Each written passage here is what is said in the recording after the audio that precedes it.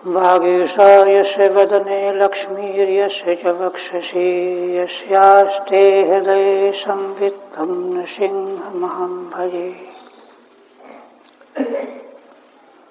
विश्वसर्गविसर्गादि नवलक्षणलक्षितं श्रीकृष्णाख्यं परं धाम जगद्धाम नमामि तत्।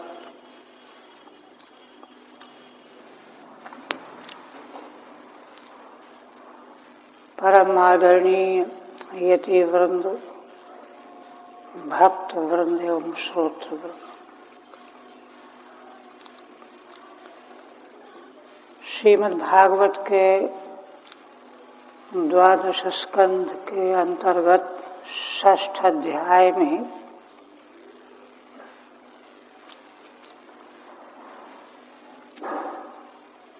भगवान श्री सुखदेव जी की अनुकंपा से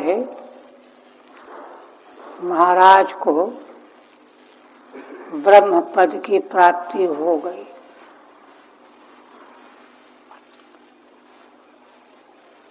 सूत जी उसका वर्णन करते हुए शौनकादि ऋषियों को समग्र शास्त्र का उपसंहार बताने जा रहे हैं।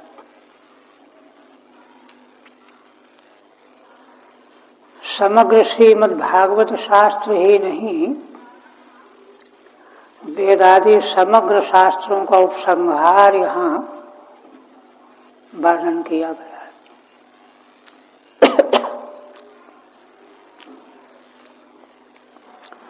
उसी दृष्टि से महाराज परीक्षित को परम पद की प्राप्ति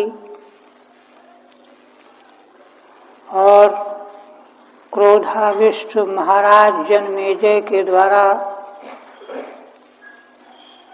आभिचारिक सर्प सत्र का आरंभ होने पर देवलोक से आए हुए देवताओं के गुरु बृहस्पति जी ने उनको सदुपदेश किया और उनको यह समझाया कि तुमको यह यज्ञ समाप्त कर देना चाहिए। जन्मेजय ने बृहस्पति जी की आज्ञा मान करके तुरंत तत्काल एक क्षण भी विलंब नहीं हुआ, सर्प सत समाप्त कर दिया। इन समग्र क्रियाकलापों का रहस्य क्या है, इसके बाद श्री सूत जी ने अपने शब्दों के द्वारा, क्योंकि अब तो उन्हीं में वक्तृत्व है, वे शौनकादि ऋषियों को समग्र शास्त्र का उपसंहार बता रहे हैं। तो आप देखिए, यहाँ पर एक बात यह समझ लेने की है कि शास्त्रों का उपक्रम है क्या, जिसका उपसंहार यहाँ वर्णन किया जा रहा है। उन शास्त्रों का उपक्रम है क्या? उपक्रम को समझे बिना उपसंहार कैसे समझ में आएगा? तो वेदादि सनातन परंपरा के शास्त्रों का उपक्रम यह है, वाक्यपदीकार अपने वाक्यपदी ग्रंथ में के ब्रह्मकांड में कहते हैं, पहले उन्होंने युक्तिवाद के आधार पर संसार के मूल तत्व के संबंध में, संसार के लक्ष्य के संबंध में जिन दार्शनिकों के मतांतर प्रचलित थे उनकी समीक्षा की और समीक्षा करके यह सिद्ध किया कि किसी प्रकार से भी तर्क के आधार पर परमार्थ का दर्शन नहीं प्राप्त किया जा सकता। तर्को अप्रतिष्ठित ब्रह्मसूत्र है। तर्क की कहीं प्रतिष्ठा है ही नहीं।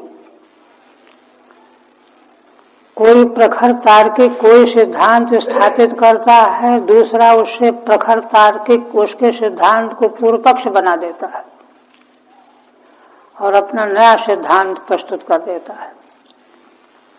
तीसरा आकर के दूसरे के सिद्धांत को भी खंडन करके तीसरा सिद्धांत उपस्थित कर देता है।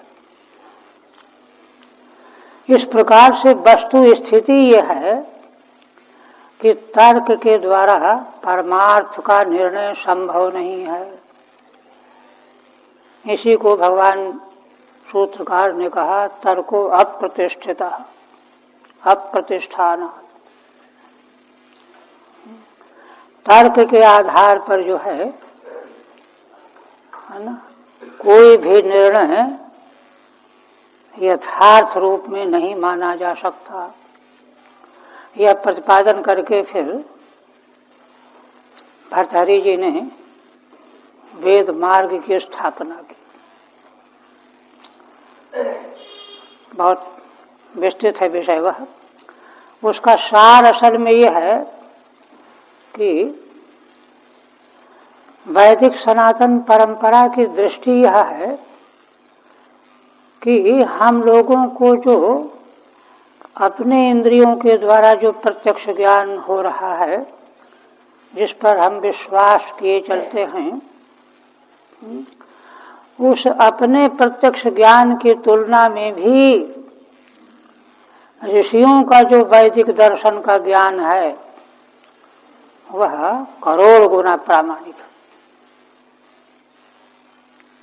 ऋषियों ने ऋतम भरा प्रज्ञा के द्वारा जिस परमार्थ का दर्शन किया है वह हमारे लौकिक प्रत्यक्ष जिस पर हम विश्वास किए बैठे हैं उसकी तुलना में करोड़ों गुना प्रामाणिक है। ऐसा विश्वास लेकर के चलने वाले जो वैदिक हैं उसमें स्थित रहने वाले उनको कभी कोई विचलित नहीं कर सकता। और कहते हैं कि ऋषि नाम यज ज्ञानम तदप्यागम पूर्वकम। ऋषियों ने जो अपने स्मृति ग्रंथों में भगवान मनु याज्ञवल्क्य पाराशर आदि ऋषियों ने तो कहते हैं इनका भी प्रामाण्य इसलिए है क्योंकि वे आगम पूर्वक लिखे गए। माने वेद में जो तत्व निरूपित किया गया है उसको आधार मान करके स्मृतियों की रचना की गई है। इसलिए ऋषि नाम अपि ज्ञानम तदप्यागम पूर्वकम। मनु भगवान कहते हैं या वेद बाह्या स्मृतय याश्च काश्च कुदृष्टय। जितनी भी स्मृतियां वेद बाह्य हैं, वेद के आधार की उपेक्षा करके स्वतंत्र रूप से जो लिखी गई हैं,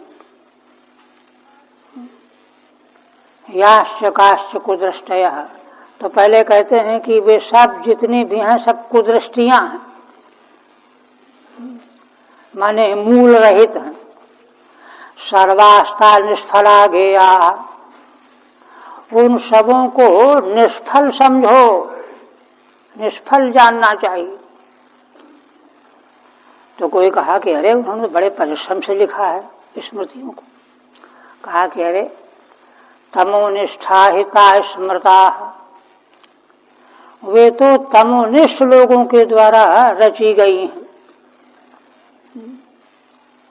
जिनको वेदों पर आस्था नहीं। इस तरह से स्थापना करके वेद मार्ग को प्रशस्त किया गया। उस वैदिक मार्ग में के 4 आधारशिलाएं हैं। पहला चैतन्य कारणवाद, चैतन्य कारणवाद का अर्थ है ज्ञान चित रूप है, और इस अनंत विश्व ब्रह्मांड की रचना है ना सर्वज्ञ सर्वशक्तिमान परमेश्वर के बिना संभव नहीं है। यह एक सिद्धांत।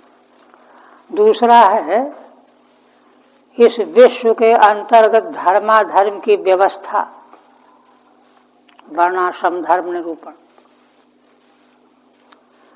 माने यह निरूपण इसलिए किया गया है कि इसके आधार पर यह संसार बहुत दिनों तक कायम रहेगा, सुखी समृद्ध बना रहेगा। तीसरी बात है कर्म विपाक प्रक्रिया। जीव मात्र के द्वारा जो जो कर्म किया जाएगा यहाँ पर, उसका परिपाक सुख दुख के रूप में निश्चित रूप से फलित होगा। अवश्यमेव भोक्तव्यम कृतम कर्म शुभाशुभम। ये है। महाभारतकार कहते हैं कि जैसे है ना 50,000 गायों के झुंड में जिस गऊ का बछड़ा होता है वह दौड़ करके अपनी माँ के पास पहुंच जाता है, ये मेरी माँ, दूध पीने लगता है। इसी प्रकार से प्राणियों के द्वारा किए गए कर्म चाहे जितने लाख वर्ष बीत गए हों, जितना समय का अंतराल हो गया हो, किंतु वह समय आने पर, परिपक्व होने पर, जब उसका परिपाक हो जाएगा तो उस कर्ता के पास पहुंच जाएगा। कर्ता चाहे जिस योनि में हो, चाहे जिस लोक में हो। यह है कर्म विपाक प्रक्रिया का सिद्धांत। ब्रह्मसूत्र, वेदांत ब्रह्मसूत्र में दूसरे अध्याय, जहाँ जगत की उत्पत्ति का विचार किया गया है, अभिन्न निमित्तोपादान कारण ब्रह्म से जगत उत्पन्न हुआ, तो वहाँ पूर्व पक्षी ने एक शंका उठाई कि यदि परमात्मा परमेश्वर अभिन्न निमित्तोपादान कारण संसार का है, प्रपंच का है, तो वह तो नित्य शुद्ध बुद्ध मुक्त है, परमानंद स्वरूप है, उसने दुखमयी सृष्टि क्यों बना दी? दुख क्यों बनाया? संसार के प्राणियों को, बहुतों को दीन दुखी दरिद्र क्यों बनाया? इससे लगता है कि परमेश्वर ने अगर बनाया होता तो ऐसी गड़बड़ सृष्टि न बनाता। ये विचार है वहाँ,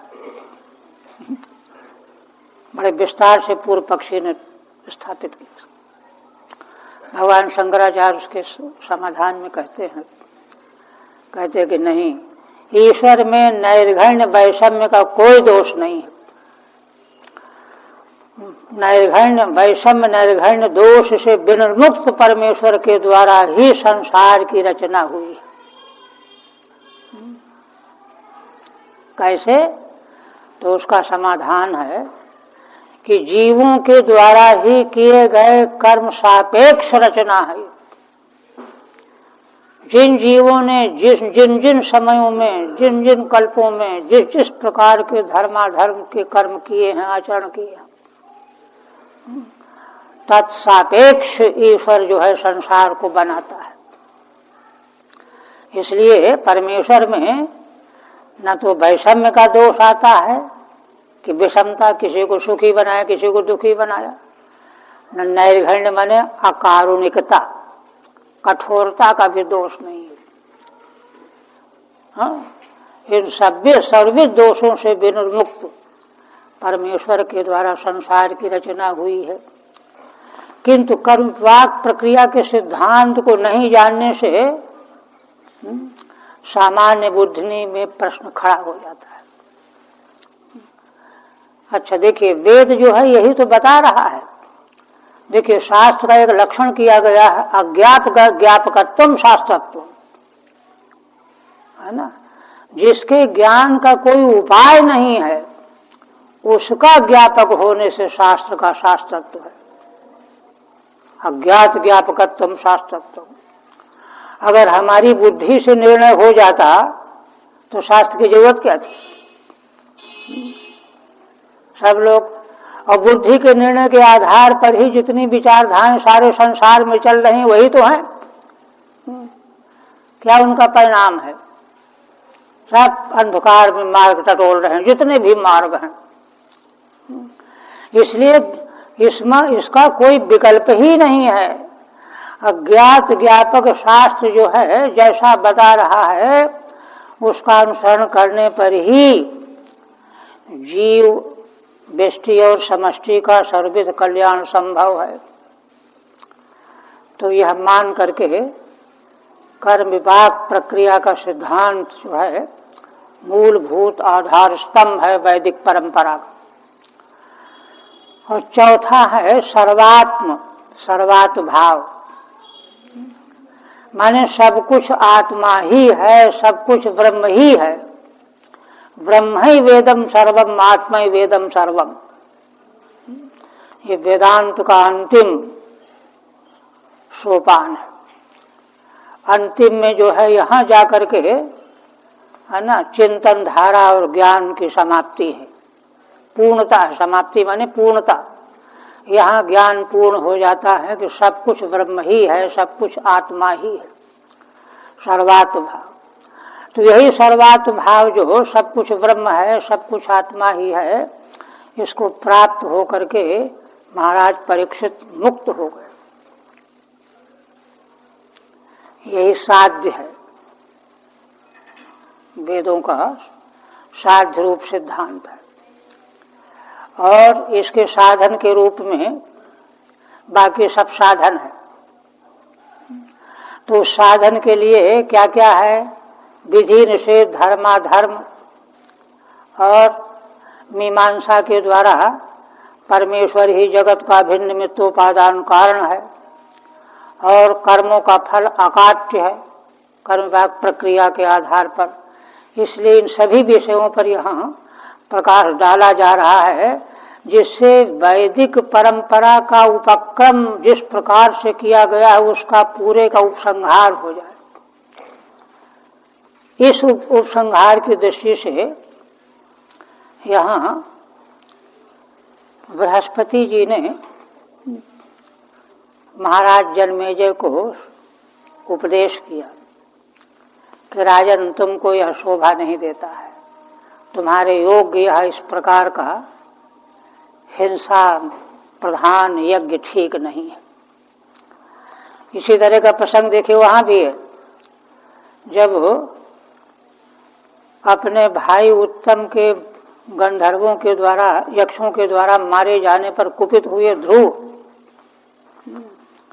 भगवान का दर्शन हो चुका था, भगवान से उनको वरदान मिल गया था, किंतु राज्य शासन करते समय जब भी उनको पता चला तो उग्र हो गए। उन्होंने हजारों यक्षों को मौत के घाट उतार दिया। तब उनके पितामह मनु जी ने आकर के संकेत किया कि वत्स, ये क्या कर रहे हो? तुम जिस कुल परंपरा में जन्म लेकर के आए हो, जिस प्रकार की साधना में भगवान की प्राप्ति के मार्ग में तुमने साधना की है, और साधना ही नहीं किया, भगवान का दर्शन प्राप्त किया है, उनका वरदान प्राप्त किया है, उनके लिए शोभा की चीज नहीं। कोई किसी को वध करने वाला नहीं। सारे जीव अपने कर्म के फलस्वरूप भोग प्राप्त करने वाले हैं। और वत्स, तुमने जो है देवता है, यक्षराज कुबेर का तिरस्कार किया है, अवहेलना की है, यह अपराध है, उनसे क्षमा याचना करो। तुरंत युद्ध बंद कर दिया। युद्ध जब बंद कर दिया, देखिए महान पुरुषों का कितना प्रकृष्ट जो है धर्म की निष्ठा होती है। एक क्षण उनको तुरंत मालूम पड़ गया कि जो है हमने भूल की, हमारे पितामह जो कह रहे यही ठीक है। जब उन्होंने बिल्कुल पूरी तरह से बंद कर दिया युद्ध, तब कुबेर स्वयं दौड़ करके आए। अच्छा, ध्रुव में थे, हम उनसे क्षमा मांग लें, याचना कर लें, प्रार्थना करेंगे, हमसे भूल हुई। किंतु यक्षराज कुबेर को इतना आनंद हुआ कि अरे यह बालक इतना धर्मात्मा है कि अपने पितामह के संकेत मात्र से इसने इतना बड़ा क्रोध त्याग दिया, छोड़ दिया, स्वयं आकर के दर्शन दिया। ध्रुव जी ने उनकी स्तुति की तो उन्होंने बड़ी प्रसन्नता व्यक्त की, कहा कि वत्स वरदान मांग लो, जो चाहो सो वरदान मांग लो। तो उन्होंने वरदान में यही मांगा, भगवान के चरणों में प्रीति सदा सर्वदा बनी रहे, भक्तों में प्रेम और जीवों के प्रति दया भाव। तो देखिए, इस तरह से वहाँ पर भी मनु जी के द्वारा यही कहा गया है कि ये सब जो हैं कर्मों के फल स्वरूप हुआ है। ऐसा उत्तम तुम्हारे भाई को यक्षों ने नहीं मारा, उसके कर्मों के द्वारा ही उसका नाश हुआ है। ठीक इसी तरह का प्रसंग यहाँ, जब तक्षक देवराजेंद्र के शरणापन्न हुआ तो देवराजेंद्र को लगा कि मुझे इसकी रक्षा करनी चाहिए, तो विमान में उसको स्तंभित कर लिया। किंतु देखिए, वैदिक मंत्रों की शक्ति देखिए, महाराज ने जब प्रार्थना की तो ब्राह्मणों ने वैदिक मंत्रों के प्रयोग के द्वारा ऐसा आकर्षण किया कि इंद्र के विमान सहित, इंद्र सहित, तक्षक के सहित वह विमान जो है ये अग्नि कुंड में गिरने को उद्यत हो। यह जब बृहस्पति जी को मालूम पड़ा, तुरंत उन्होंने रोक लगाने के लिए चेष्टा की, जन्मेजय को समझाया, उपदेश किया, ये क्या कर रहा है, तुम्हारे जैसे धर्मात्मा कुल में उत्पन्न व्यक्ति के लिए यह काम शोभा नहीं देता है, तुमको ऐसा नहीं करना चाहिए। फिर वहाँ उपदेश करते हैं कि जो है, जो कुछ भी यहाँ इस संसार में दुख और मृत्यु के रूप में प्राप्त होता है, जीव अपने किए हुए कर्मों का फल ही भोगता है। कोई किसी को दंडित नहीं करता, कोई किसी को दुख या कोई किसी को मारने वाला नहीं, ये सिद्धांत है।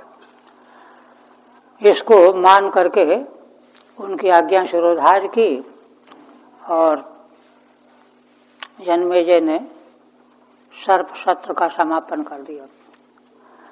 इस घटना के संबंध में महाभारत में भी एक आख्यान है। असल में ये जो सर्प हैं ये कश्यप की पत्नी की संतान है, विनता के पुत्र, दिति के पुत्र, कद्रु के पुत्र। सारी सृष्टि तो कश्यप जी से उत्पन्न हुई है। तो वहाँ प्रसंग है कि जो है गरुड़ की माता और सर्पों की माता में विवाद हो गया एक दिन कि सूर्य भगवान के रथ के घोड़े काले हैं कि सफेद हैं। तो गरुड़ की माता ने कहा कि नहीं सफेद है, सर्पों की माँ ने कह दिया कि नहीं काले हैं। अब इसी में शर्त लग गई। प्राय सब कथा जानते हैं कि ठीक है चलो परीक्षा कर ली जाए और जो हारेगा वो उसको दासी बनना पड़ेगा। अब जो है सर्पों की माँ ने अपने पुत्रों से कहा कि बेटा ऐसे ऐसे मैंने शर्त लगा लिया है।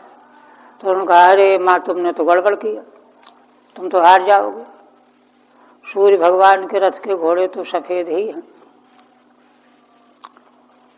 खैर चिंता न करो, हम तुम प्रयत्न करते हैं। वे जा करके सर्प जो हैं सूर्य भगवान के रथ के घोड़ों में चिपट गए। तो जब परीक्षा करने का समय आया, देखा जाने लगा तो काले दिखाई देने लगे। तो अंततो गत्वा गरुड़ की माता पराजित हो गई, है ना, उनको दासी बनना पड़ा। यह आख्यान है। गरुड़ जी को जब पीछे पता चला, तब उन्होंने जो है अपनी माँ को दासत्व से मुक्त किया। शर्त ये रखी थी सर्पों ने कि हमको अमृत ला करके इंद्रलोक से पिला दो तो दासत्व से मुक्ति मिल जाएगी, आदि आदि। तो इस अपराध के कारण जो है सर्पों का यह अपराध था कि उन्होंने झूठे कृत्य के द्वारा, कर्म के द्वारा माता को विजय दिलाना चाहा और विजय दिलाई। इस अपराध के कारण जो है उनका नाश हुआ। महाभारत में प्रसंग है कि वासुकी बड़े चिंतित थे कि माँ का शाप है, माँ का शाप मिथ्या हो नहीं सकता, क्या किया जाए। इसके लिए बड़ी तपस्या की। तपस्या के बाद उनको पता चला कि देखो एक जरत्कारू नाम के ऋषि हैं, उनसे तुम अपनी बहन का विवाह कर दो तो उससे जो संतान होगी उससे तुम सर्पों की रक्षा हो जाएगी। उधर जरत्कारू जो थे, जरत्कारू नाम था, ऋषि पुत्र थे, वे तपस्या कर रहे थे। तो उन्होंने क्या देखा कि गड्ढे में उनके पितृ जो हैं उल्टे लटके हुए हैं, दुखी हो रहे हैं। तो उनको देख करके पूछा उन्होंने, आप लोग क्यों दुखी हो रहे हो, क्या बात है, लटके क्यों हुए हो। तो उन्होंने कहा कि जो है हमारा कुल वंश में एक ही पुत्र था, वह तपस्वी हो गया है, अब हमको कोई अन्न जल देने वाला नहीं है, इस दुख से हम दुखी हो रहे हैं। तो कहा कौन है तुम्हारे वंश में, कुल में, तो नाम बताया तो वही नाम निकला।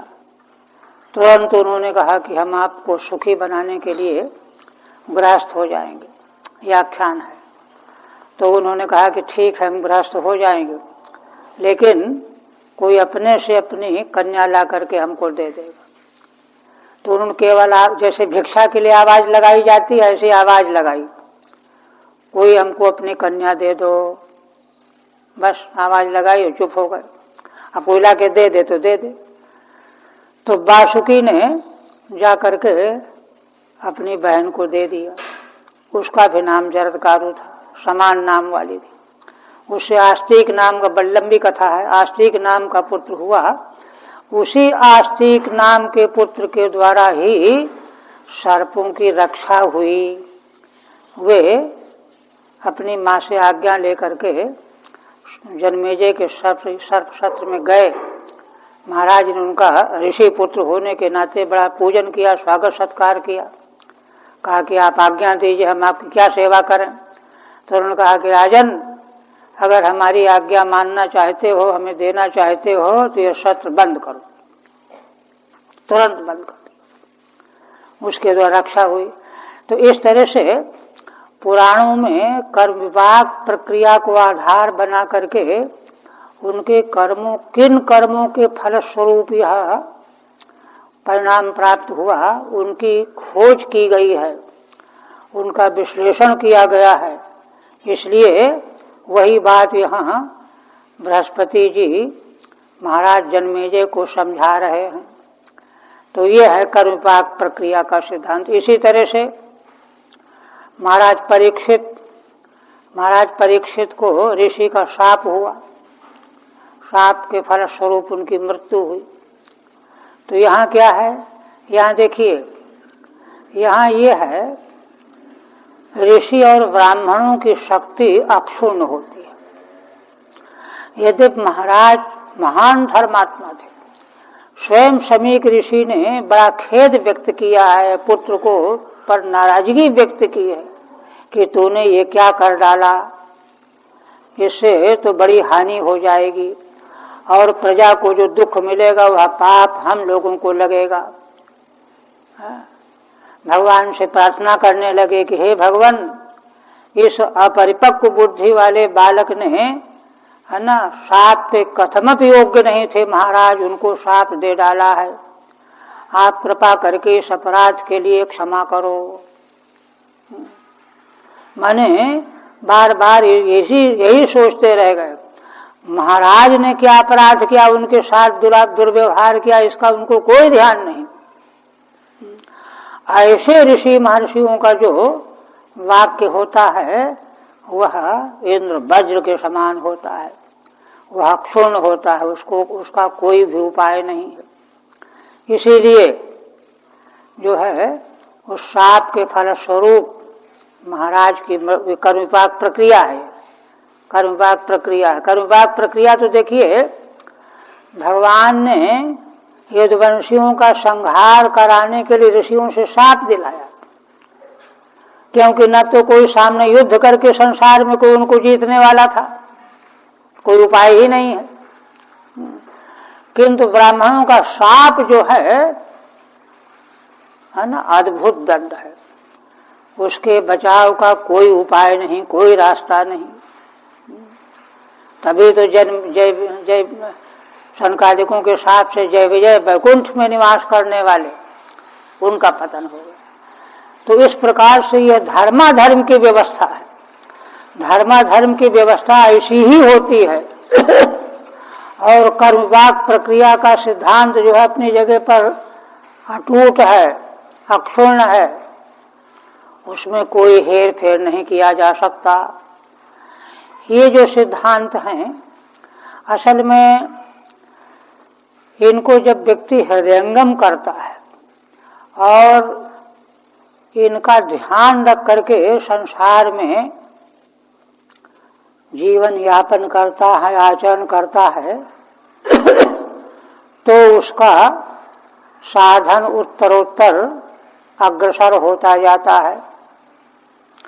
यदि इनका जो है आदर न किया गया, इन पर ध्यान न दिया गया, तो क्या होता है कि समस्त वैदिक मार्ग पाखंड बनता चला जाता है।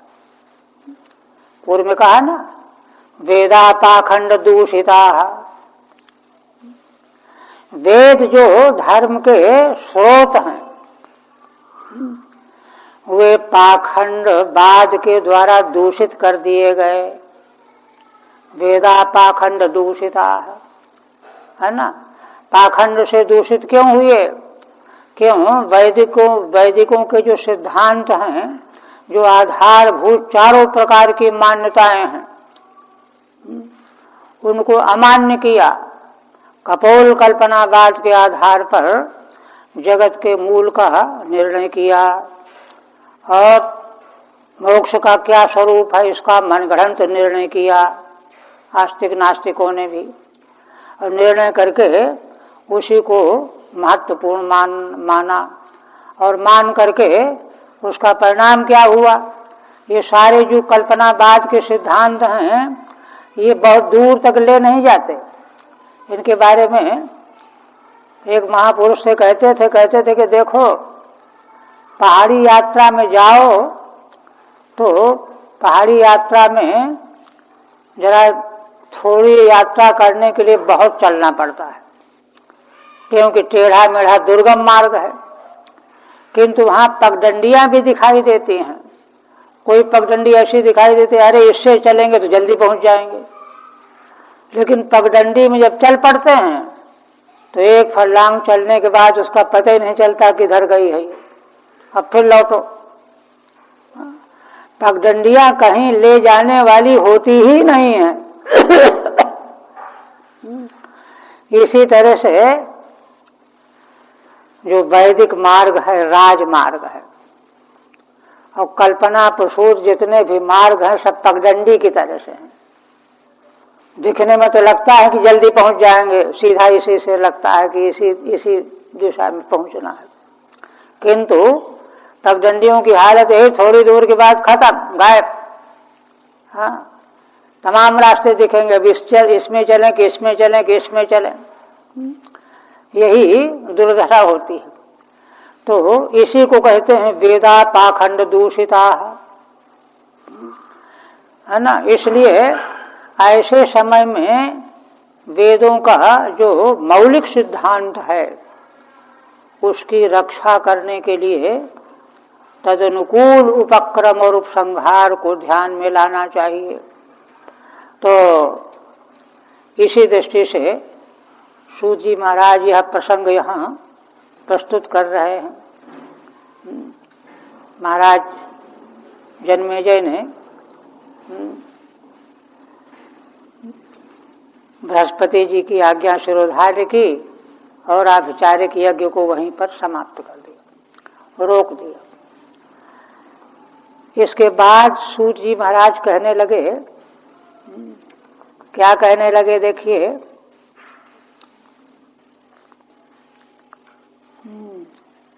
इत्युक्तः स तथेत्याह महर्षिर्मानयन् वचः सर्वसत्राद्युपरतः पूजयामास वाक्पतिम। देखिए, असल में वेद मार्ग पर चलने वाले धर्मात्मा महापुरुषों को यह अहंकार नहीं होता है कि अरे हमने तो ऐसा संकल्प किया था, हम ऐसा करके मानेंगे चाहे कोई कुछ भी कहे। ये पाखंडियों में ये बहुत होता है कि हमने जो निश्चय किया हम तो उसी को मानेंगे चाहे कुछ भी हो। किंतु जो सन्मार्ग का सेवन करने वाले, जिनके पिता पितामह कुल परंपरा में है ना वैदिक मार्ग का आदर किया गया है, तो उनमें दुर्भिमान नहीं होता। तुरंत उनको मालूम पड़ गया कि बृहस्पति जी ठीक कह रहे हैं। और धर्म का देखे कितना उस समय व्यापक महत्व था कि देवलोक और मृत्यु लोक में लोक लोकांतर का कोई भेद नहीं। धर्म के बल पर ही बड़े बड़े राजर्षियों का इतिहास वर्णन किया गया है कि वे सब सीधे स्वर्ग लोक जाया करते थे। महाराज रघु, महाराज अज, बहुत सारे राजाओं का व्रत नवम स्कंध वर्णन किया गया है। देवताओं की रक्षा करने के लिए गए तो विचार करने की बात है कि देवताओं की रक्षा करने के लिए मनुष्य लोक के राजा जा रहे हैं। तो मनुष्य लोक का हो चाहे देवलोक का हो, धर्म का बल जिसमें है वही शक्तिशाली है, धर्मनिष्ठा के आधार पर। फिर मनुष्य लोक तो इतना मूल्यवान है कि यहाँ के कर्म का आधार लेकर के तो व्यक्ति ब्रह्मा तक हो सकता है। ब्रह्मा पद की प्राप्ति यहीं से तो होती है। बृहदारण्यक को वर्णन आया है, वहाँ कहा गया है कि जैसे प्रतियोगिता में, खेल में कई लोग भाग लेते हैं, है ना, तो उनमें सबसे अच्छा जो माना जाता है उसको ब्रह्मा बनाया जाता है। मूल श्रुति में है ये। तो ऐसे माने सैकड़ों ब्रह्मा पद के उम्मीदवार, जैसे वोट में लोग संसद सदस्य बनने के लिए वोटिंग में भाग लेते हैं, चुनाव लड़ते हैं, मतलब वैसे ही प्रतिद्वंदिता में सर्वोत्कृष्ट कौन? जिसका ज्ञान और विज्ञान और कर्म में जो सर्वोत्कृष्ट होता था, पूरे भूलोक में, भूमंडल में जिसका सर्वोत्कृष्ट ज्ञान हो और सर्वोत्कृष्ट कर्म हो, जिसमें कर्म और ज्ञान जो है लोकांतर का प्राप्त कराने वाला है, उसको ब्रह्मा पद प्राप्त होता था।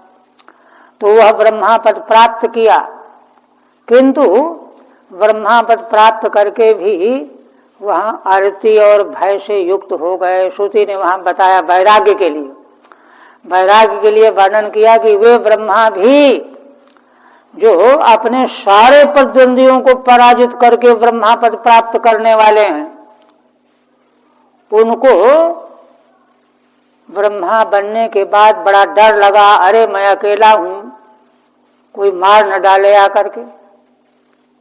बृहदारण्यक के वर्णन आया। और अकेले में उनका मन न लगे, आरती और भय उनको हो गया। फिर आगे प्रसंग और है। तो कहने का मतलब यह है कि भूलोक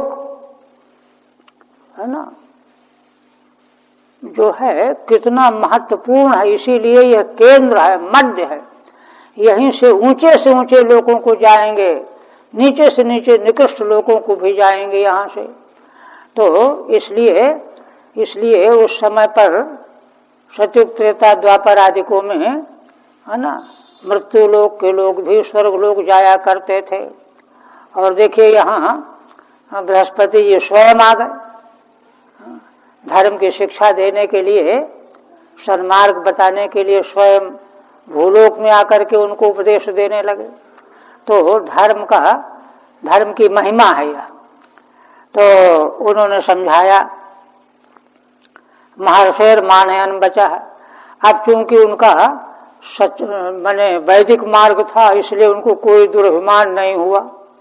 उनके वचन का उन्होंने सम्मान किया और तुरंत सर्प शत्रु को रोक दिया। सर्प शत्राधुपरतः पूजयामास वाक्पतिम, और दौड़ करके बृहस्पति जी की पूजा की, चरणोदक लिया, चंदन फूल माला आदि जो आदर करने का ढंग है यह सब किया। इसके बाद कहते हैं कि अब आगे माने कर्म विपाक प्रक्रिया, धर्म का प्रभाव और सर्वज्ञ सर्वशक्तिमान परमेश्वर तत्व और सर्वात्म भाव। सर्वात्म भाव ही जो है मोक्ष है। सर्वात्म भाव रूप मोक्ष में क्या रहता है? देखिए, पीछे जो 4 तरह के प्रलयों का निरूपण किया गया है, उसमें आत्यंतिक प्रलय जो है मोक्ष रूप है। और मोक्ष का स्वरूप क्या है? शास्त्रों ने बताया है कि सब कुछ आत्मा ही है, सब कुछ ब्रह्म ही है। आत्मैवेदम सर्वम ब्रह्मैवेदम सर्वम, यह दृष्टि ही ब्रह्म दृष्टि है, आत्मदृष्टि है, यही मोक्ष दृष्टि है, मोक्ष है।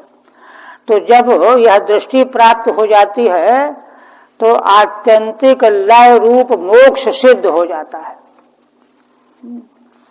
फिर सृष्टि प्रलय रहता ही नहीं। और जब तक यह दृष्टि प्राप्त नहीं हो जाएगी तब तक नित्य नैमित्तिक प्राकृतिक ये प्रलय होते ही रहेंगे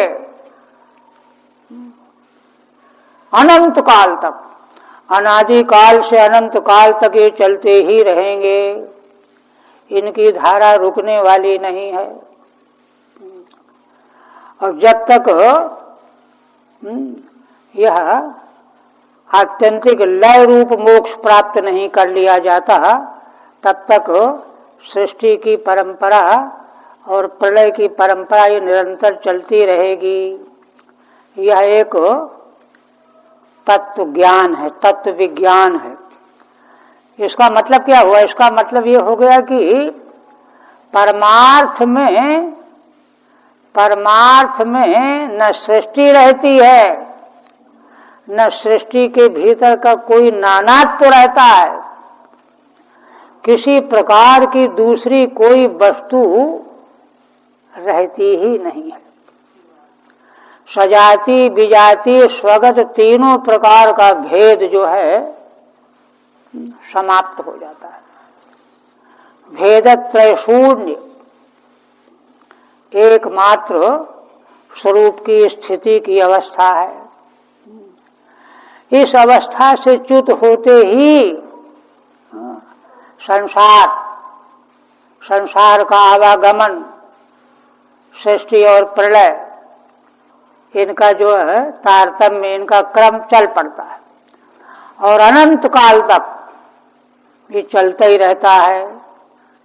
यह बात होने पर यह वास्तविकता है। इसी की ओर संकेत करते हुए सूत जी महाराज कहने लगे, क्या कहने लगे? सैषा विष्णुर महामाया अबाध्या अलक्षणा यया मुह्यन्त्यश्चैवात भूता भूतेषु गुणवृत्तिभिः। देखिए, सूत जी महाराज कहते हैं कि हे ऋषियों देखो, है ना, सा ऐसा विष्णु माया महामाया, है ना, वह यही भगवान विष्णु की महामाया है। सा ऐसा, ऐसा एतत् शब्द जो है निकृष्ट वस्तु के लिए संकेत किया जाता है। भगवान विष्णु की जो माया का वर्णन किया गया शास्त्रकारों ने, वह क्या है? कहते वो यही है ना। यही क्या है? यही क्या है? तो यही का संकेत उनका यह है कि देखो, भगवान की इसी माया के प्रभाव से,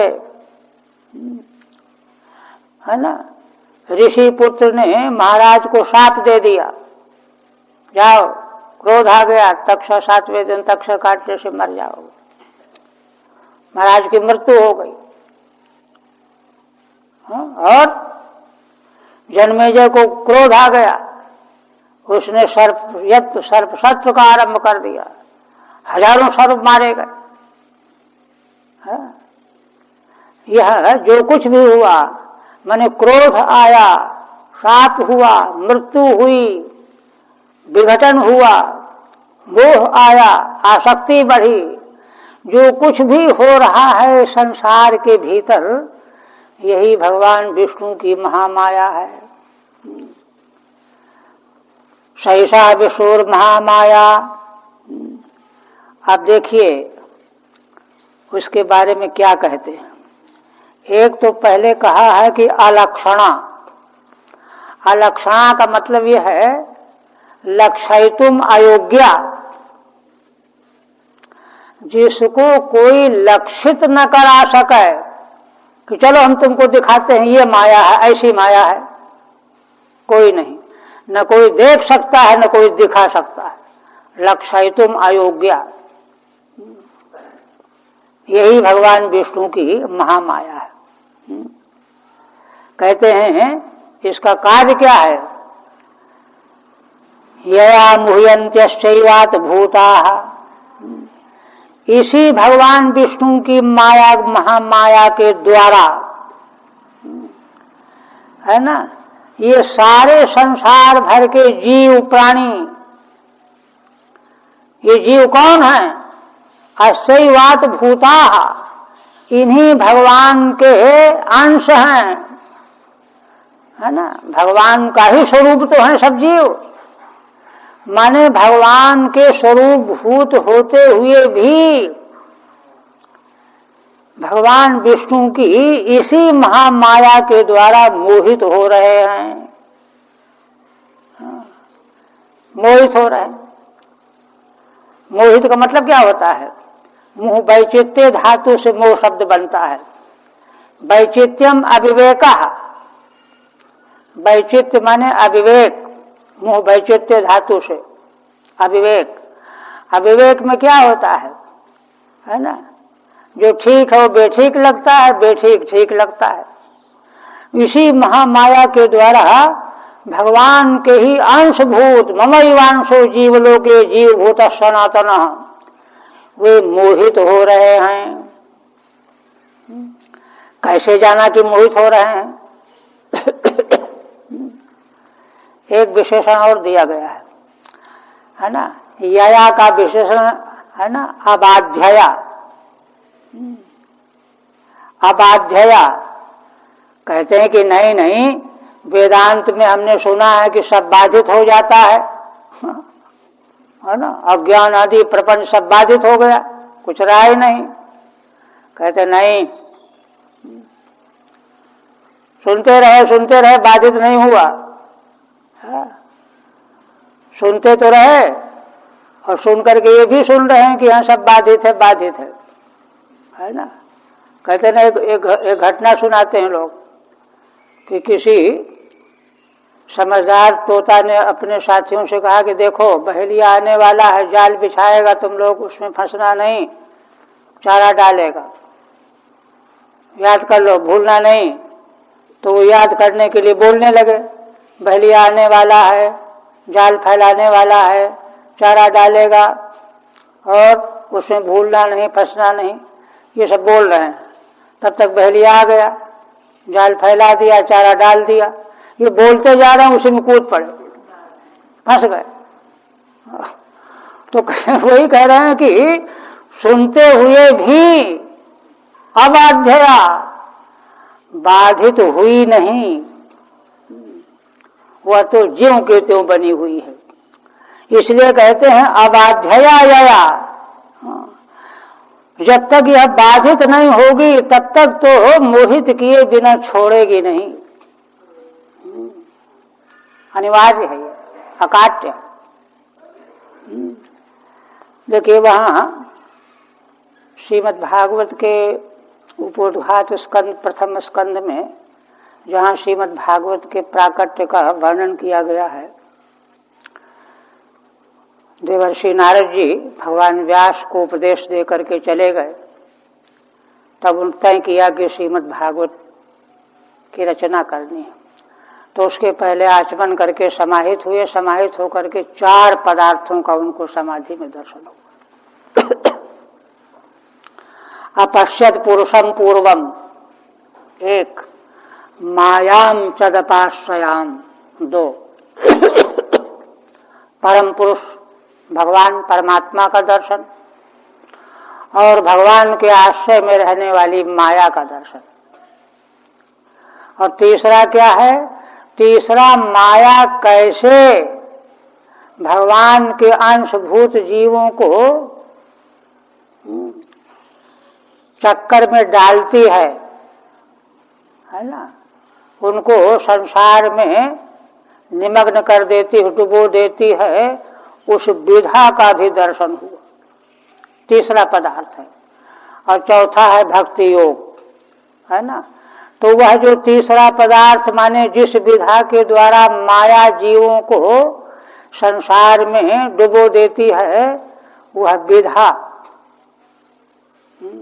उसी विधा का यहाँ संकेत है कि वह अबाध्यया, बाधितुम अयोग्या, अशक्या, ऐसी तया माया, भगवान के ही अंशभूत जीव मोहित हो जाते हैं।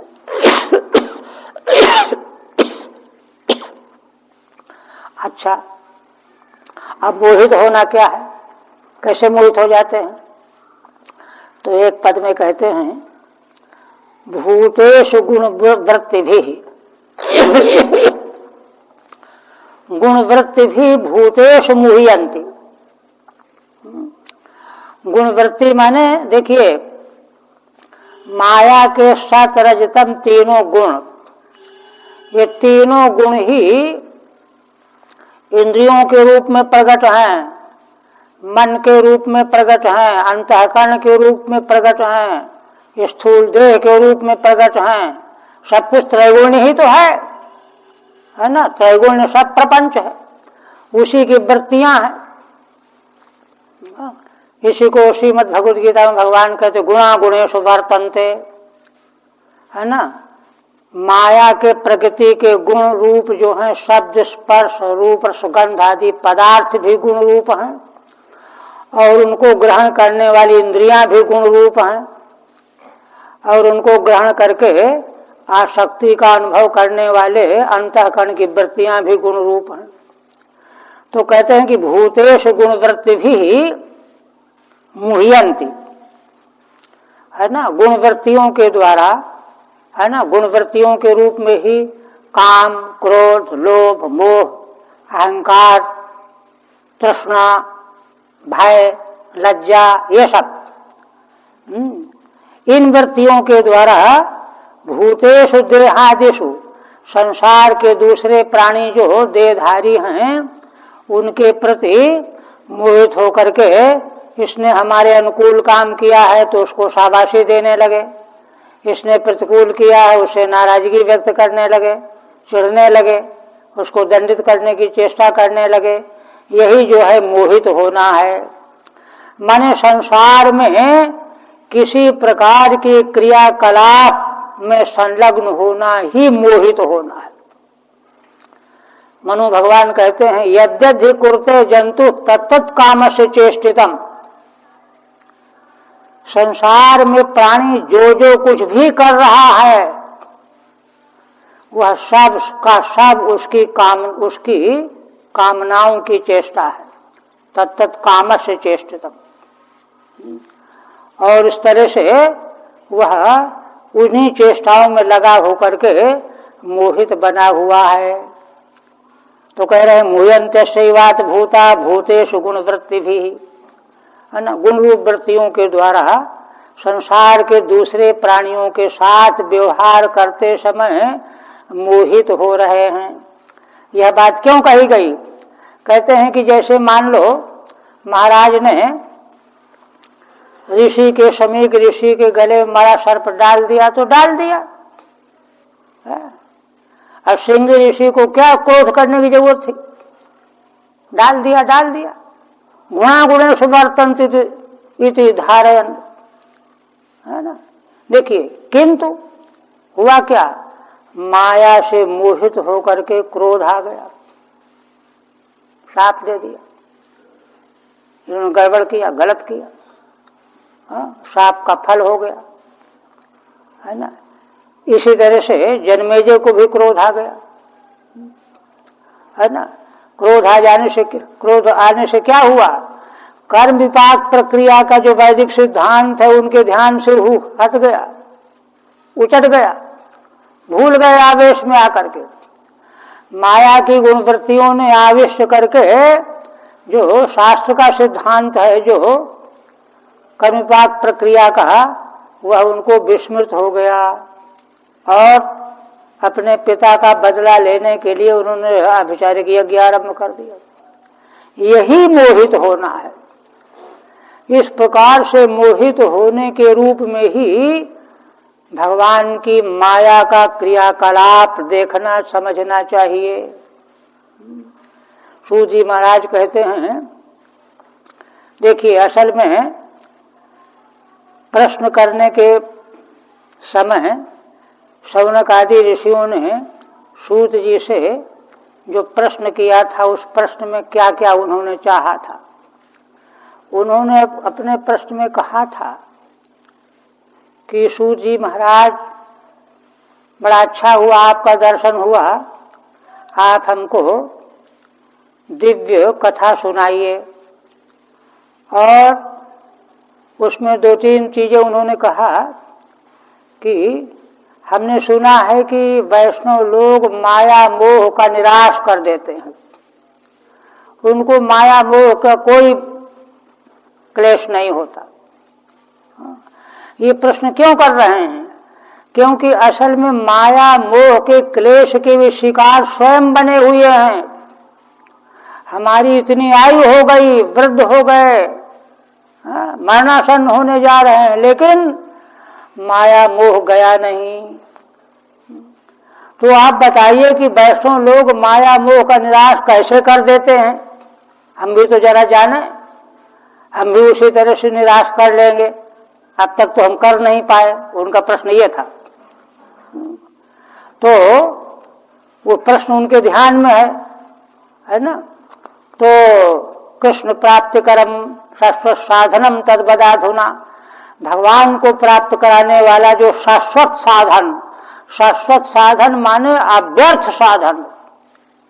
जैसे कभी कोई दवाई लेते हैं बीमारी के लिए, बीमारी ठीक हुई न हुई, अब फिर दवाई बदलो। किंतु भगवान को प्राप्त कराने वाला शाश्वत साधन हुआ है जिसके फलस्वरूप भगवान की प्राप्ति होनी ही है। वह साधन बताइए। इसका मतलब क्या हुआ? उन्होंने शास्त्र परिशीलन के द्वारा अनेक तरह के साधनों का आश्रय लेकर के देख लिया, बात बनी नहीं। तभी तो उन्होंने प्रथम स्कंद के प्रथम अध्याय में उनका जो प्रश्न है, प्रश्न यही है कि, है ना, आप जो है पक्का साधन। क्यों?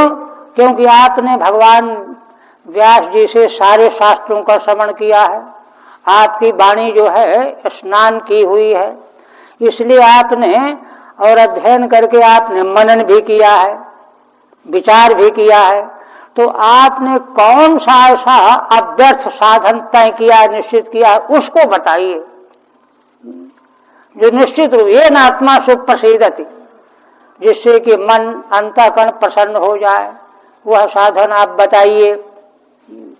तो इसलिए ये जो मूलभूत प्रश्न उठाए गए थे उपक्रम में, उन्हीं उपक्रम के किए गए प्रश्नों के उत्तर यहाँ देकर के उपसंहार किया जा रहा है कि माया किस तरह से संसार के प्राणियों को मोह में डाल रही होती है, माया का स्वरूप क्या है क्या, और कितनी विलक्षण है, उसको कोई किसी प्रकार से बाधित कर नहीं सकता।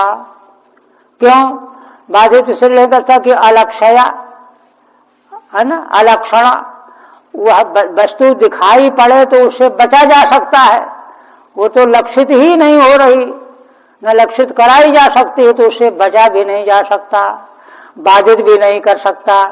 तब इस जो है उससे उसी के चक्कर में पड़े हुए सारे जीव मोहित हो रहे हैं गुणवृत्तियों के द्वारा। अब इसके बाद जो है, अरे हाँ टीका तो रहेगा इसके,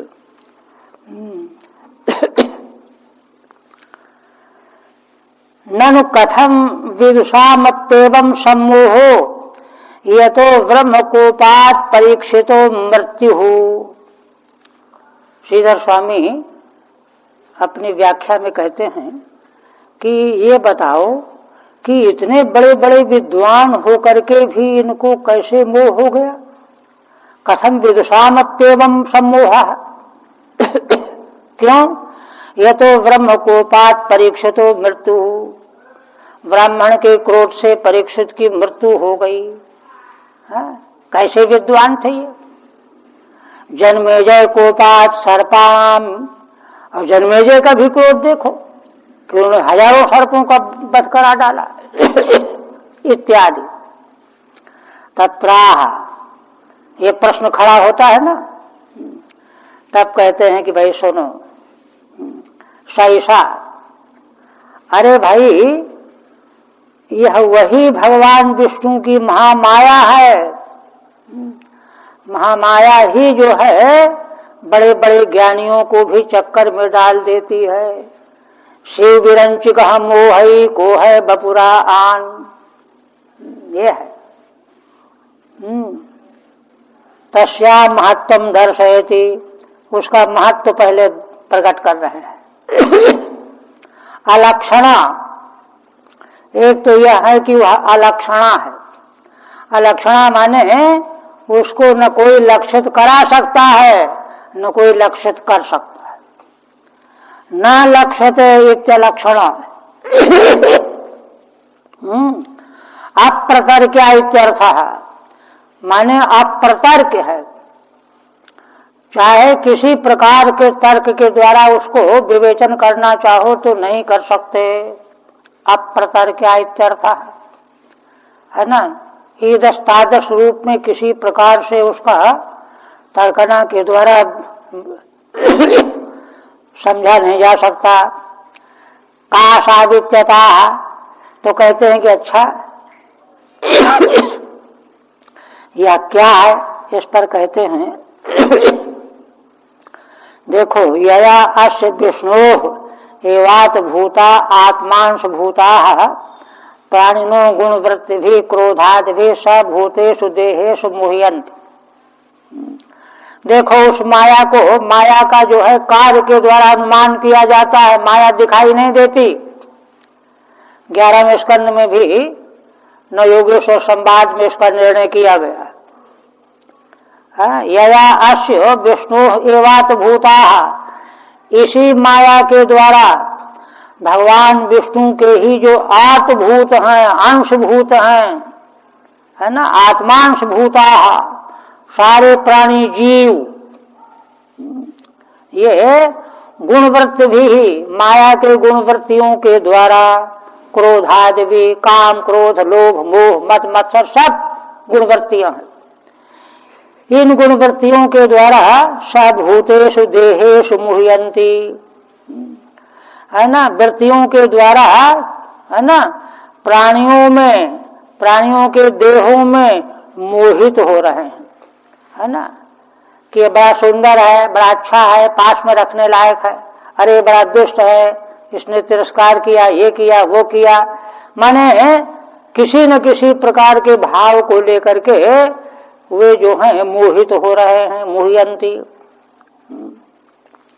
बाध्य बालकताम व्रजंती इत्यर्थः, बाध्य बालकताम व्रजंती इत्यर्थः का मतलब क्या है कि देखो कोई जो है बाधक बन गया, अब इसको हम यहाँ रहने नहीं देंगे, इसको जीने नहीं देंगे, इसको भगा देंगे, बाधक बन गया।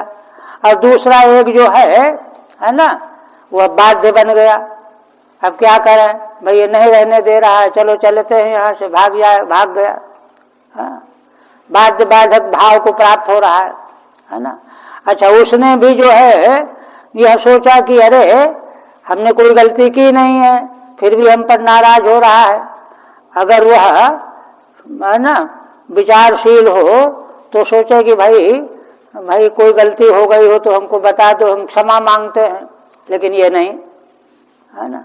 इस प्रकार से सब जो हैं स्वच्छंद, अपने को स्वतंत्र, अलग, देखिए अलगाव यहाँ भगवान से अलगाव तो है ही, एक जीव का दूसरे जीवों से पृथकत्व, अलगाव, नानात्व, ये माया की महिमा है।